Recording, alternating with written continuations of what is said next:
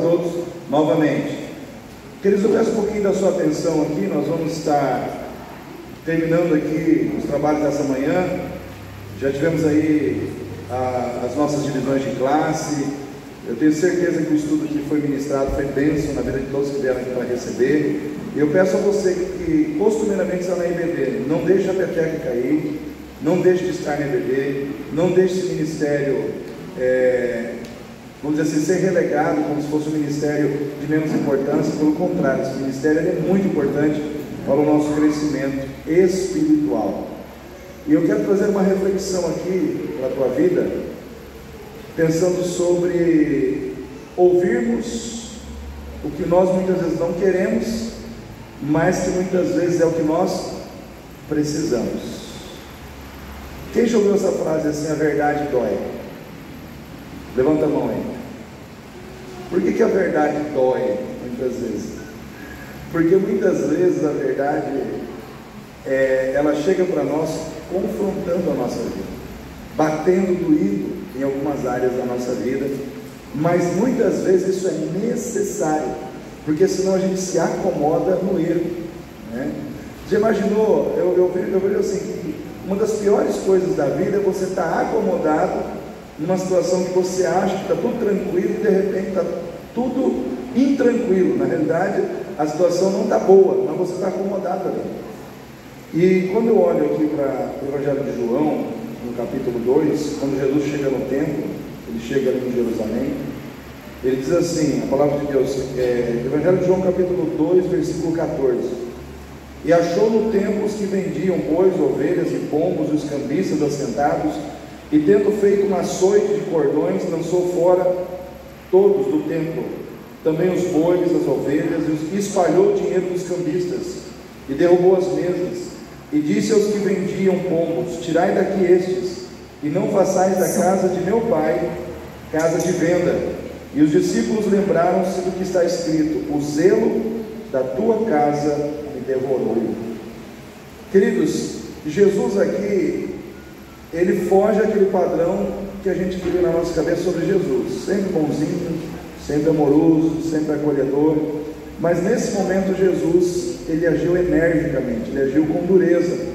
Por quê? Porque as pessoas estavam acomodadas dentro do templo, aparentemente adorando a Deus, mas na realidade adorando o dinheiro. Imagina a situação: o templo é feito para adoração ao Senhor, mas as pessoas que estavam ali estavam vendendo pombos, ovelha, cabrito, defeituosos, para serem dados, para serem ofertados em sacrifício a Deus. E Jesus chega ali, lugar de oração. Mais adiante ele diz: não está escrito que a casa de meu pai será chamada casa de oração para todos os povos? Então naquele momento, o que estava acontecendo ali? Muitos estavam acomodados com uma postura errada, aonde aparentemente eles estavam dentro do templo fazendo a coisa certa, mas com uma motivação completamente errada, porque estavam quebrando um princípio que, se eu e você não cuidarmos, a gente quebra também, que é o princípio da excelência, ou de oferecer a Deus o melhor e não qualquer coisa. Porque hoje em dia, o que as pessoas estão fazendo? Elas vêm, oferecem a Deus qualquer coisa da sua atenção, vem para um tempo, às vezes fica tocando no celular, mexendo, conversando, nem parece estar num lugar de culto, né? Mas estou ali, estou no templo, estou na igreja, mas às vezes a pessoa absorve 5% do que aconteceu ali dentro. Mas eu estava dentro de um templo, eu estava dentro da igreja. Grande coisa, irmão, grande coisa você vir para o culto desse jeito, né? Às vezes é um baita do engano na sua mente, ou na minha mente, se eu acho assim. Aí o que acontece? A gente começa a banalizar aquilo que é profundo. Aí as pessoas não levam a sério o culto, não levam a sério Deus, não levam a sério os crentes. Porque se uma pessoa não crente vê que um crente, ele brinca com as coisas de Deus, ele zomba das coisas de Deus, faz piadinha com as coisas de Deus. Eu já vi crente fazendo piadinha de Bíblia, piadinha de anjo, piadinha disso, piadinha daquilo. A gente, sem perceber, ou pior, às vezes percebendo, a gente está banalizando o sagrado. Jesus, o único momento na Bíblia que ele ficou irado, que ele ficou nervoso, foi quando ele viu o povo brincando com aquilo que é espiritual. está brincando com as coisas de Deus. E às vezes a verdade, ela tem que ser dita para que haja um despertamento. Então Jesus, ele chegou ali e confrontou duramente a postura daquelas pessoas. Então a verdade, às vezes ela dói, mas ela liberta. Amém, igreja? A verdade, ela dói, mas muitas vezes ela é a cura, é o remédio amargo que a gente tem que tomar para a gente sarar de uma postura errada, de um coração errado, né? De um entendimento errado. Às vezes a verdade, ela tem que vir de forma dura e bater com dureza no nosso entendimento, quebrando dentro de nós aquela situação que nós nos acostumamos a entender como certo e não é. Então isso muitas vezes é o efeito da verdade. Por isso que está escrito lá no Evangelho de João, capítulo 8, versículo 32: e conhecereis a verdade vos libertará. E quando é que ela faz isso? Quando ela nos confronta, quando ela nos mostra que nós não estamos certos quando a gente acha que está, né? Eu me lembro quando lá no meu passado eu achava que salvação tinha a ver com obras. Antes de eu me converter a Cristo, não, vou fazer boas obras, vou ser bom. E olha, o caminho é esse. O caminho Deus vai pegar o que eu mais fiz de certo e colocar num lado da balança, o que eu fiz de errado vai colocar no outro lado. Se esse lado pesar mais, eu vou para o céu. Aí um belo dia, Deus usou um pregador dizendo: se você pensa assim, você está totalmente enganado e você vai para o inferno. Porque salvação não tem nada a ver com obras, tem a ver com a graça de Deus. Se você não entregar a sua vida para Jesus e reconhecer que o sangue de Jesus te purifica dos seus pecados, não tem salvação para você. As suas obras de nada valem, porque elas não conseguem purificar você dos seus pecados. Somente o sangue de Jesus tem esse poder.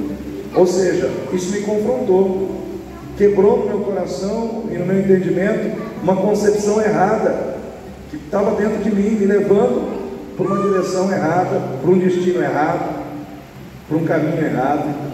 E muitas vezes é assim com a gente. No âmbito da nossa vida espiritual, às vezes nós precisamos nos despertar como povo de Deus. Às vezes nós estamos fazendo as coisas para Deus de qualquer jeito, estamos adorando a Deus de qualquer jeito, servindo a Deus de qualquer jeito, servindo a Deus por conveniência, e não estamos sacrificando às vezes coisas importantes para mostrar para Deus que Ele é o mais importante da nossa vida.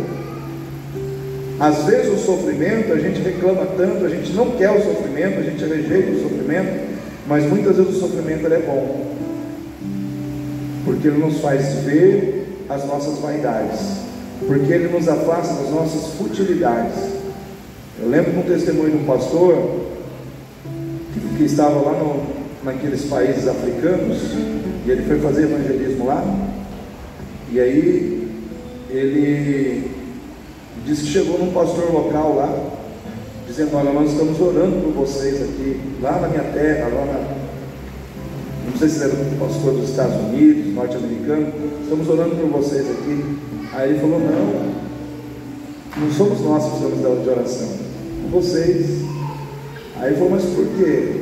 É vocês que estão perseguidos aqui, é vocês que têm que ficar se escondendo para poder ler a Bíblia. Ele falou: pois é, realmente, aqui, cada dia um novo dia que vem para nós, a gente não sabe, a gente vai estar vivo, a gente vai estar preso, mas a gente se reúne, a gente busca Deus, a gente rasga a Bíblia e cada um fica com uma folha para a gente poder ter a Bíblia e ler a Bíblia. Mas eu sei que lá no seu país, todo mundo tem 10 Bíblias, 5 Bíblias e ninguém lê. Às vezes aqui, para nós orarmos, nós temos que nos esconder, né? Mas a gente não para de orar, porque a oração nos fortalece, para que a gente possa permanecer em pé mais um dia.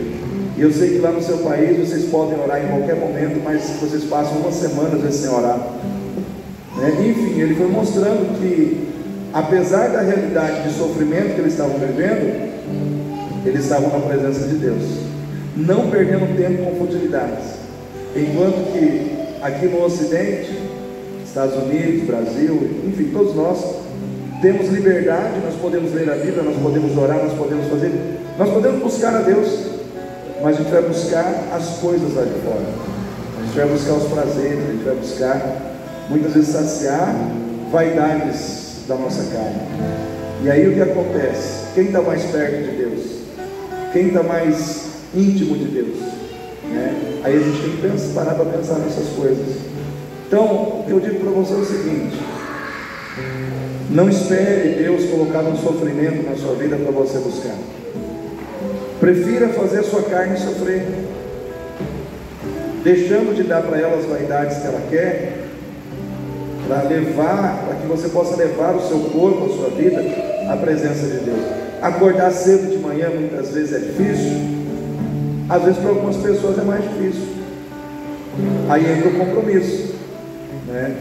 Vou ficar na minha caminha, dormindo, descansando, ou eu vou para a igreja ler a palavra, me edificar, fortalecer.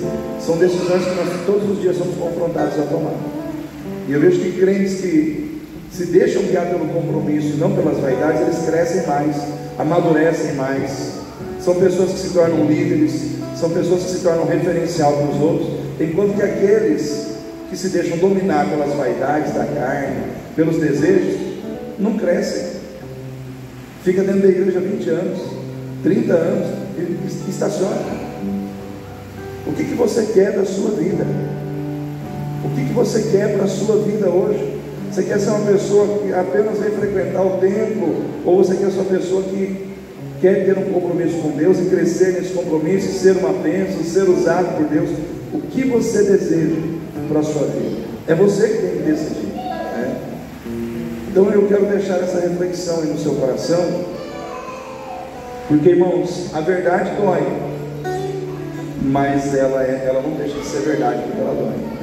Eu prefiro uma verdade que doa do que uma mentira doce, que me mantém estagnado, me mantém acomodado no erro. Então, pegue a verdade que dói, né? Coloca ela em prática na sua vida. Amém, igreja? Vamos ficar em pé.